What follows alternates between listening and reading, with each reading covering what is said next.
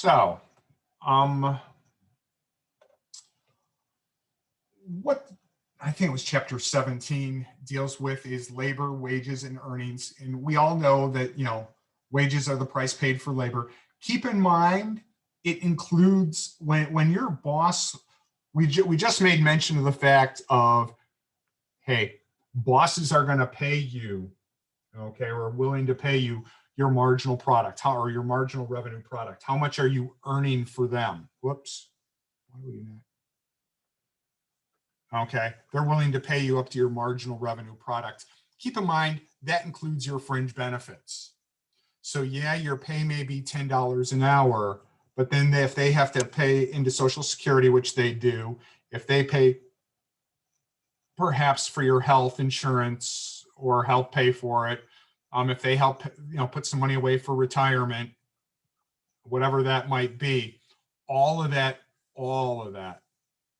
when you look at it, that's what you're costing your boss.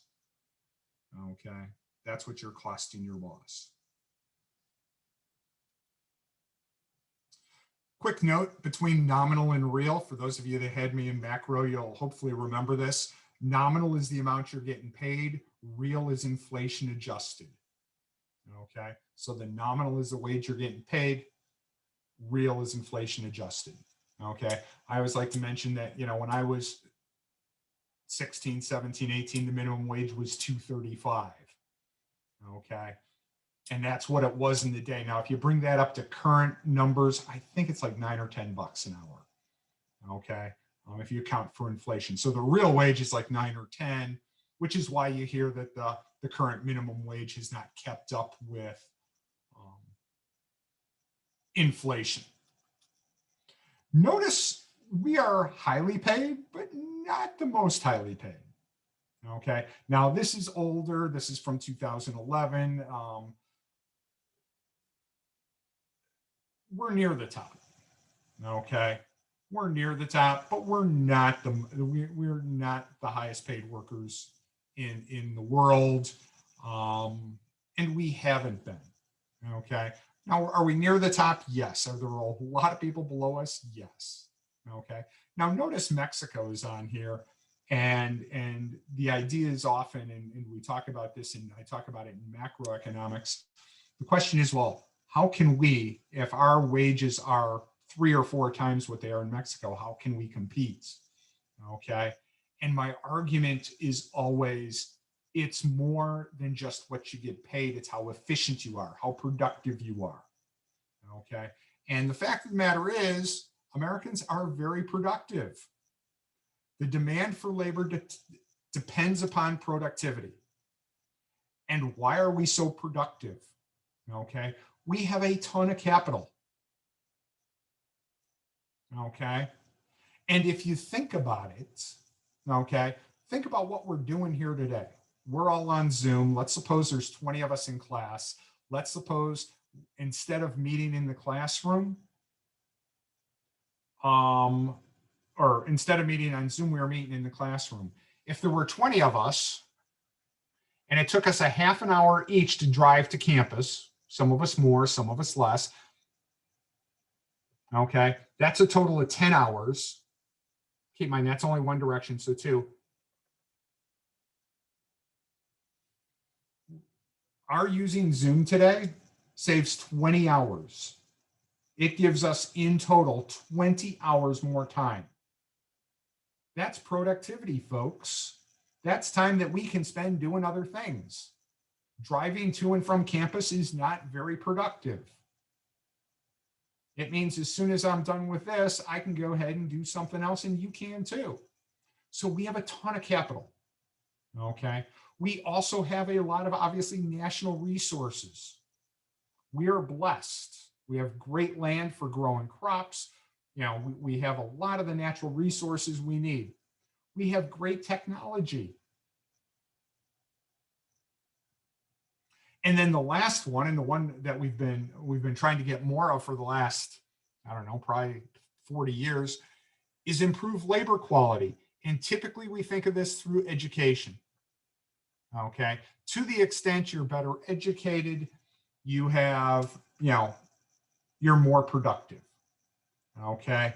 And it could be education, it could be training, it could just be skills, it could just be time on the job.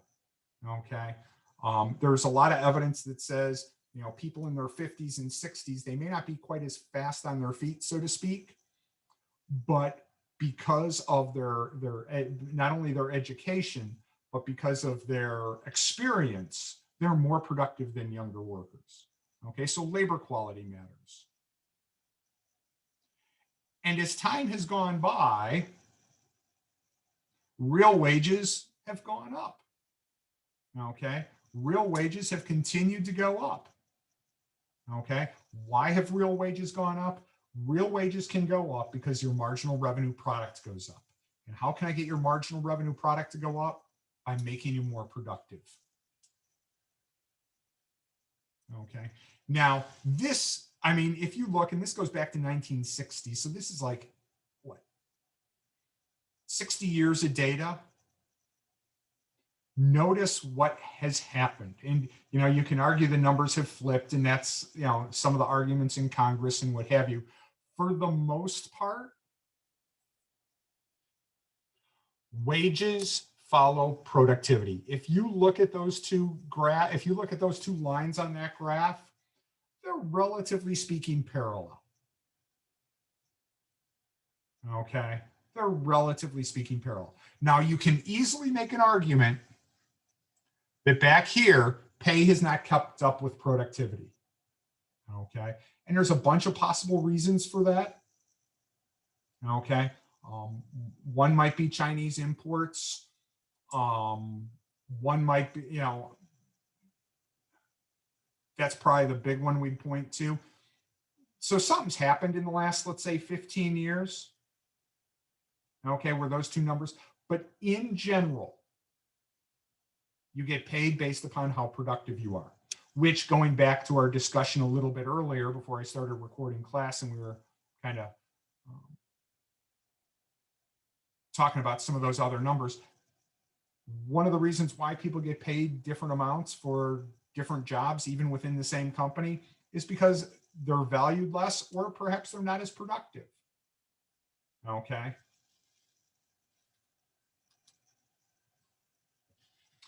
The market demand for labor is the sum of all firms' demands. And generally speaking, the supply of labor is upward sloping. Okay. And labor market equilibrium requires that the marginal revenue product equal the marginal resource cost, which we talked about last week.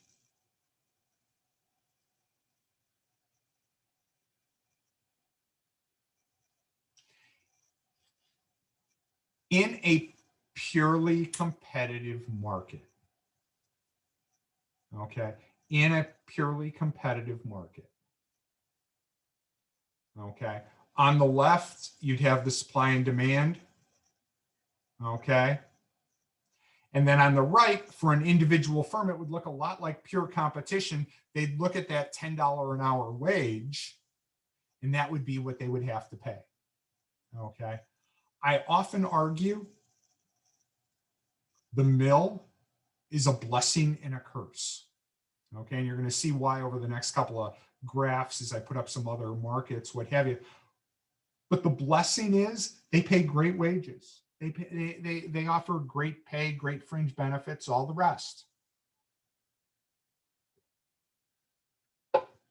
The problem is, from a if I wanted to start a company, especially a manufacturing company, I hate to say it, but the last place I'd start, it's in Allegheny County. And the reason is because there's this huge employer, the mill. They pay great wages. And my fear would be, is soon if I located in Allegheny County, as soon as there was an opening at the mill and you were trained in whatever in a decent, you had shown your employer you came to work on time, you did your job, whatever, you'd probably leave for that other employer, i.e. the mill. And so I'd have to pay a wage close to what the mill pays. And I may not be able to afford that because that particular job may not be worth that kind of money. So I'd much rather go and put my company in Roanoke, okay, or Lexington maybe, okay, or someplace else where there isn't that one big employer that sets the wages up there. Okay, so what I would argue is that the curse, if you will, and this is a modification. I'm speaking with a modification for what's in the text and whatever. Okay, the employer has buying power, which if you think about it from the mill's perspective, lots of people would love to go to work there. Okay, they pay really well. They're basically the only major employer. Oh, you can point to others, the school district. You can point to others, perhaps the hospital. You can point to others, perhaps, the resort. But for the most part, they're the buyer, okay? And labor is very immobile. There are a lot of people that grew up in Allegheny County that aren't leaving Allegheny County. And let's be honest, Roanoke's not that far away, but it's far enough away that who wants to drive an hour a day? Really 2 hours each way. Okay, so what happens is labor is immobile, so the firm gets to set the wage, i.e. the mill gets to set the wage. So notice what happens here.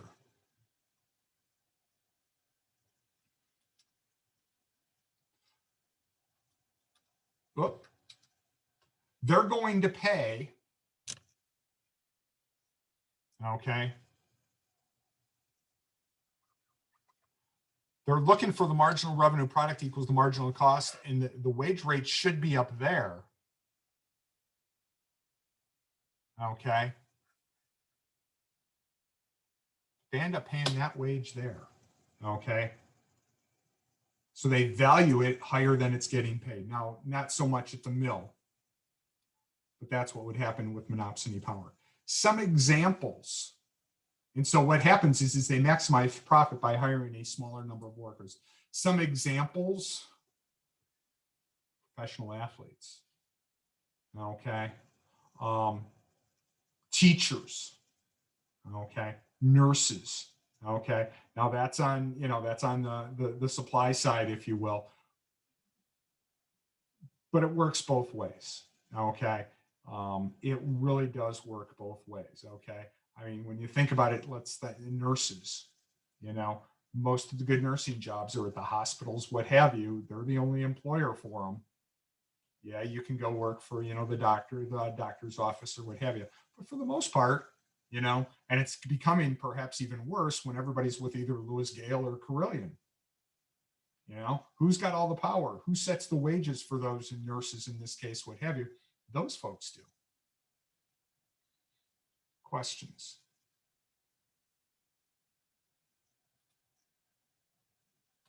Now, my dad was a member of a union for a long time. And the one thing that always amazes me is unions love to see the minimum wage increased historically. And you go, well, why would a union be the big pusher, the big motivator for an increase in the minimum wage? And it really boils down to like 2 things. First off, if they can get the minimum wage higher, let's say the minimum wage is $7, and they say we are 3 times more productive than that minimum wage, so we should make 21. If they can get that minimum wage up to $8 an hour, they're still 3 times as productive. Now they can demand a wage of 24. So they've increased their wage, okay, by that. The second reason why unions a lot of times push for an increase in the minimum wage is because it lowers the competition. Look, if they're getting paid $21 an hour and the minimum wage is $7, there's a huge incentive to hire these people at $7. If they can get the minimum wage to 15 and they're making 22 even, 23, okay, there's a lot less incentive for them to hire that person. So that's the reason why labor unions typically do that. Okay, so one of the things to do, okay, is to increase the demand for union models. There are a lot of cities in this country where if you want to build a building, you have to use union labor. Okay, even though it costs more. What does that do to the demand? It increases the demand for that particular labor.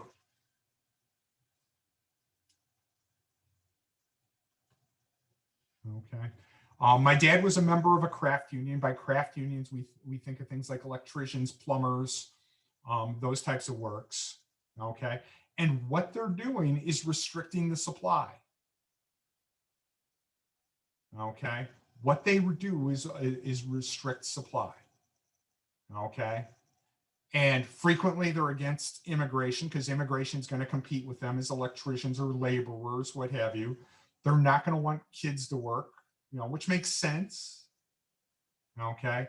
They'll often have compulsory retirement when you're 65, you're out the door. Okay. And push for a short work week. Why? Because that reduces the supply. If I can reduce the supply, what will that do to the price? It will increase the price.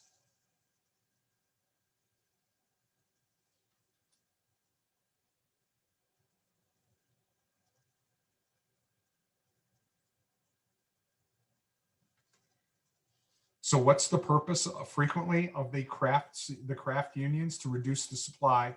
Why? If the supply is reduced, you can raise price.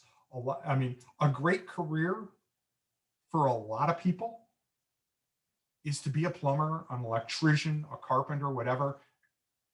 Become trained, okay? Become one of the, and a lot of times if you're a union electrician or a union carpenter or a union plumber, what they do is there's only a limited supply. So what happens is they can charge higher rates. And often, okay, if you're looking for, work to be done around the house, I hate to tell you, but the cheapest plumbers are the plumbers that are not part of the union. Okay. And in some places, it's even illegal to hire them, but that's an issue for another day.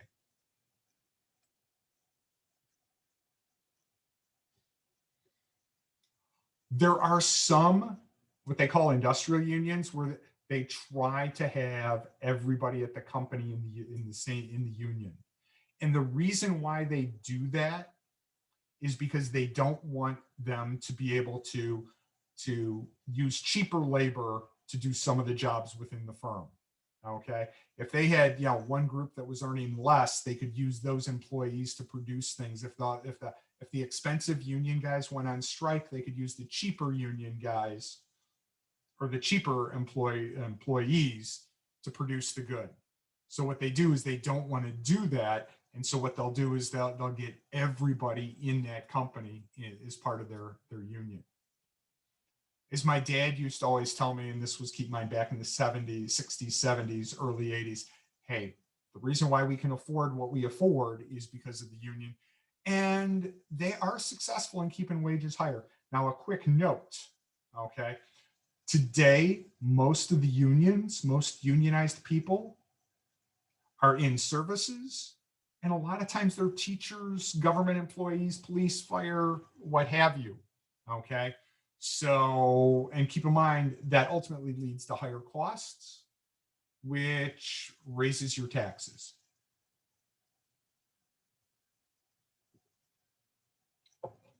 So, do unions increase wages? And the answer is yes. Okay. What are some consequences perhaps of that? Higher unemployment. Okay.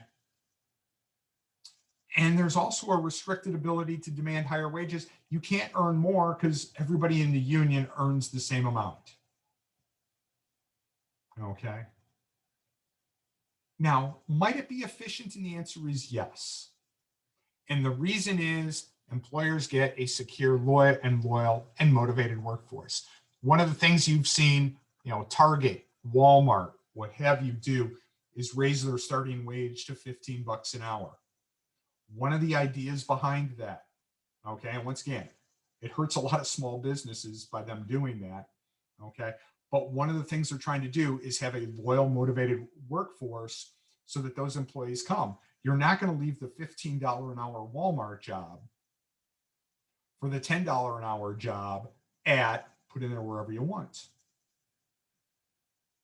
Okay. So if that small business can only afford to pay $10 an hour, okay, guess what? And guess where all the highly motivated employees are going to go? They're all going to go to Walmart or Target or what have you. Why? Because they can make $15 an hour. So as an employer, who are you? And I hate to say it this way, but who are you left with? You're left with perhaps less motivated, less educated, less skilled employees. So Walmart and Target, by paying $15 an hour, are kind of getting the cream of the creme.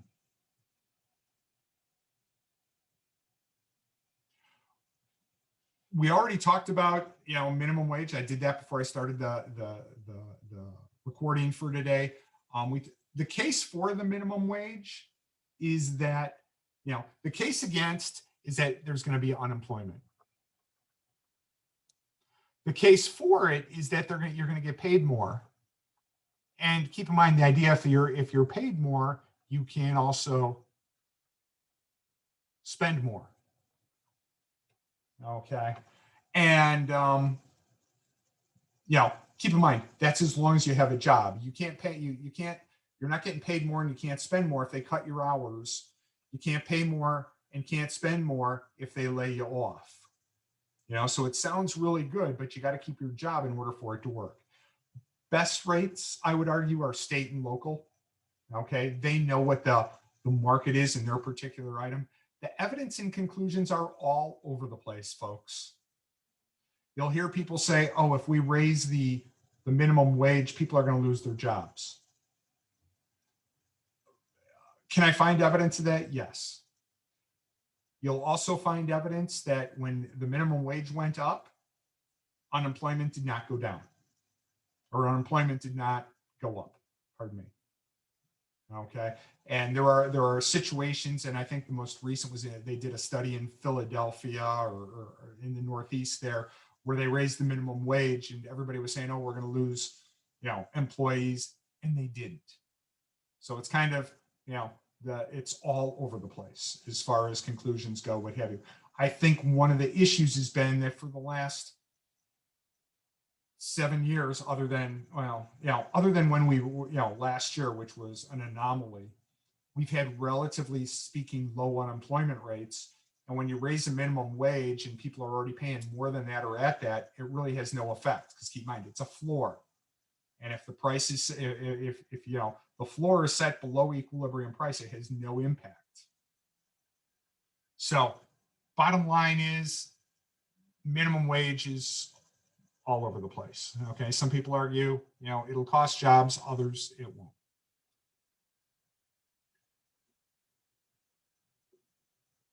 This bugs me, and it bugs me for no other reason. And, that one there. Okay. And I mean, fast food places, yeah, their average annual wages are low, but typically those are young folks, working first jobs, unskilled. The ones that really bug me there at the bottom is those childcare workers sitting in a daycare today, someplace in the United States, is a future president of the United States. Shouldn't they be valued higher than what they are? I would argue yes. Okay, I would argue yes. Now, one of the things that I'm sure keeps the wages down is you don't need a lot of training to be a childcare worker. Okay, some states do have, some education requirements, what have you, but for the most part, there are not, a lot of, what shall we say, demands or education requirements for those types of workers. So that kind of bugs me. Keep in mind, I mean, you look at these surgeons up here, and you look at very, high paid, what have you, and part of me goes, oh man, 234, that's expensive, or that's a lot of money, but man, do I want a cheap surgeon?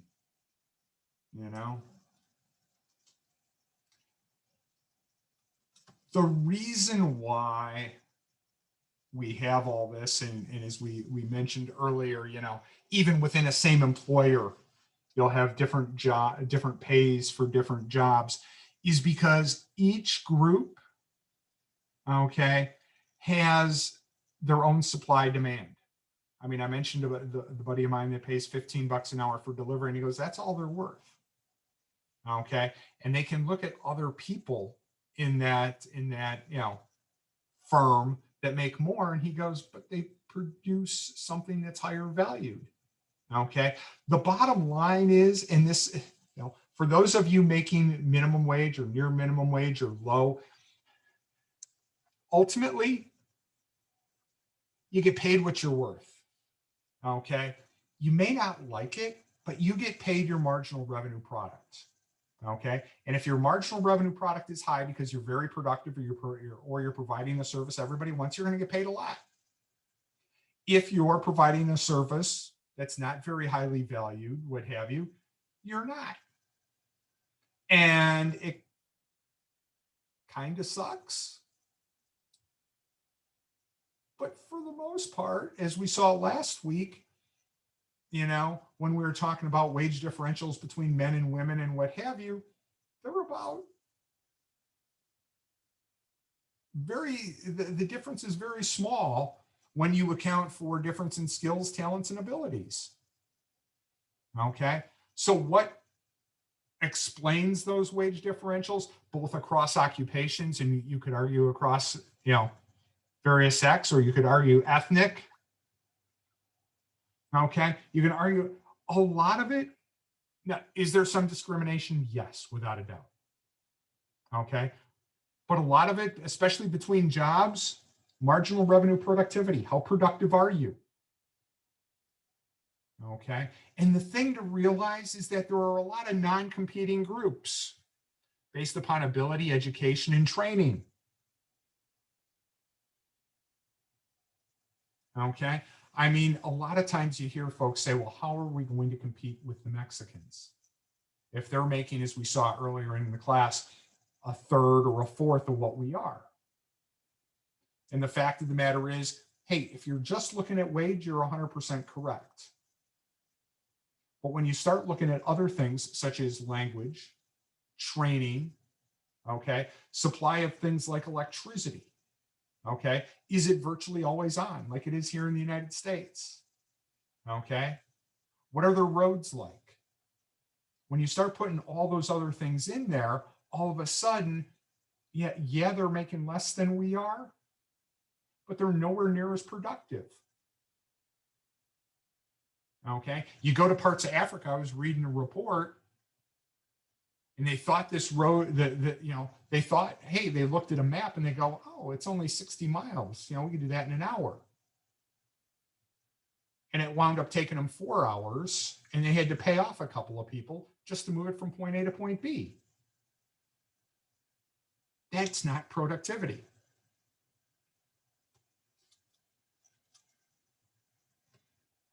So what we have, once again, this is old, but the data hasn't changed, is that as a general rule, okay, the more, and I'm going to use education background here as skills, talents, and abilities, to the extent you have more skills, talents, and abilities,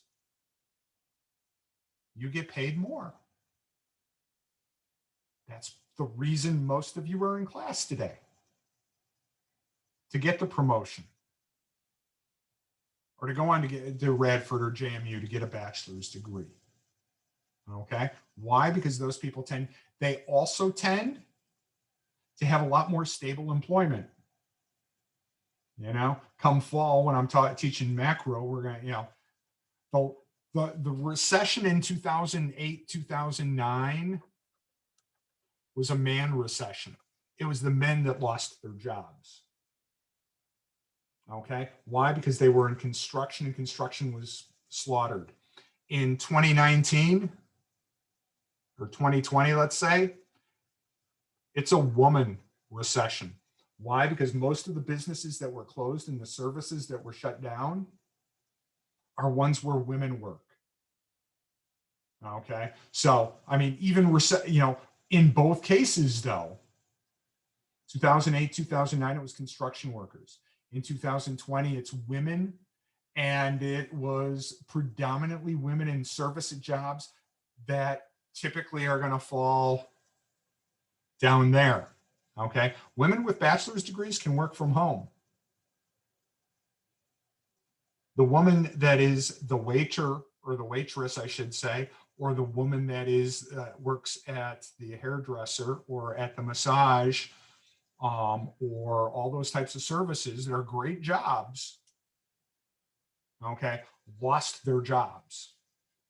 Okay, the people with the bachelor's degrees, for the most part, didn't. Okay, unless they chose to. Questions?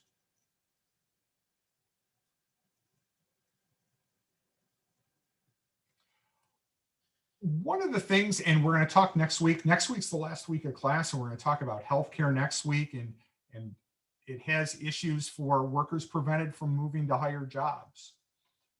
One of the problems with healthcare, and I'm sure I'll mention this again next week, is that to the extent you're locked into your employer because of healthcare benefits, it doesn't pay to switch jobs, especially if you perhaps have a child with special needs or anything like that.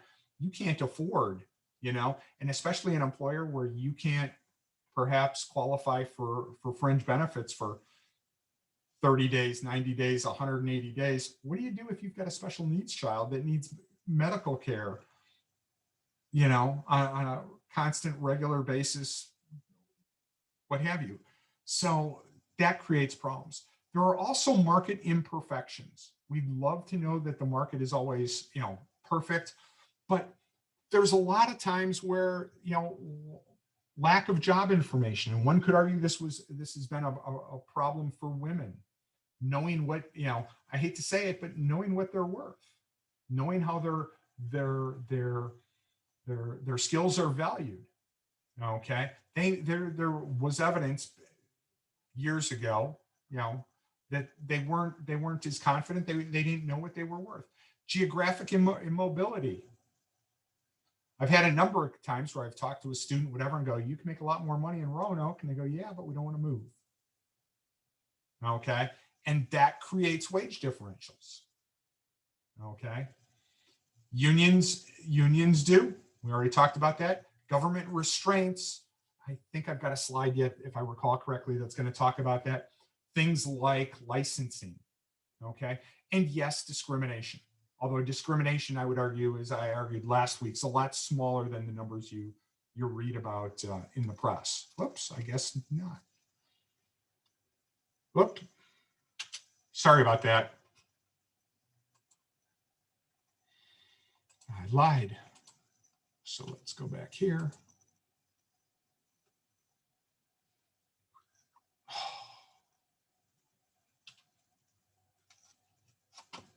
Fine, do it this way.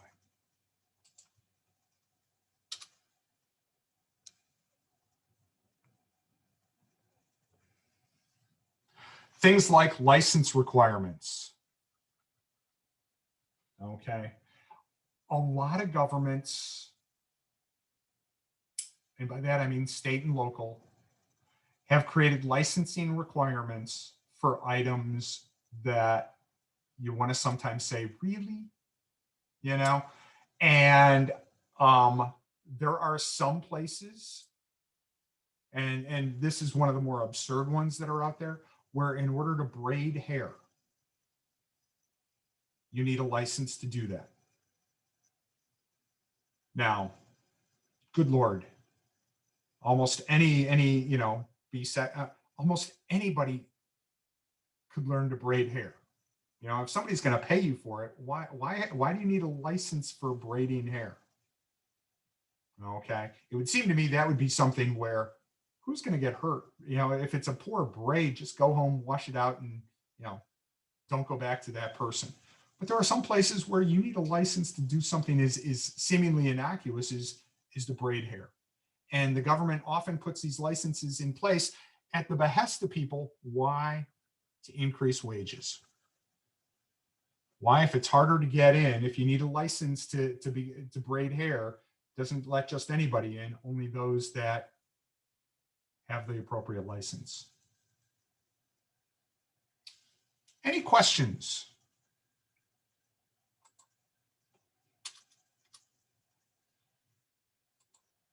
If not,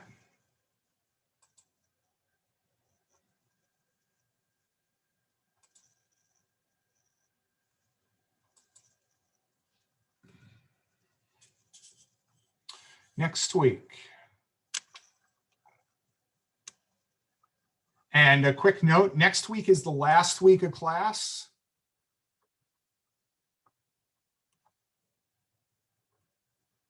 Okay, I will open up the final exam. Will be open next Tuesday. And you'll have to take it by, that'll be the 4th. That's the 4th. You'll have to have it done by the 11th. Okay, it'll have to be done by the 11th. I'll open it up next Tuesday. It'll need to be done by the 11th. Okay, next week we're going to talk about healthcare. I'm going to post some articles. And we'll either have 1 or 2 discussion boards.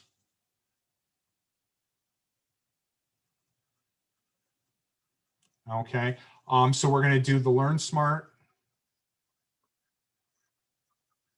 on healthcare. And the assignments. And I'm going to screw it up. Let me just find it quick.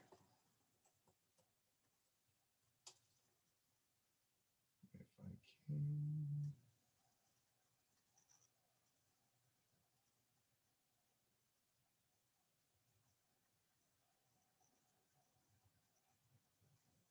And I should have already opened these. They should be open. Boy, last week I think, just like you guys, I'm waiting for summer here, and a little late in getting some things set up.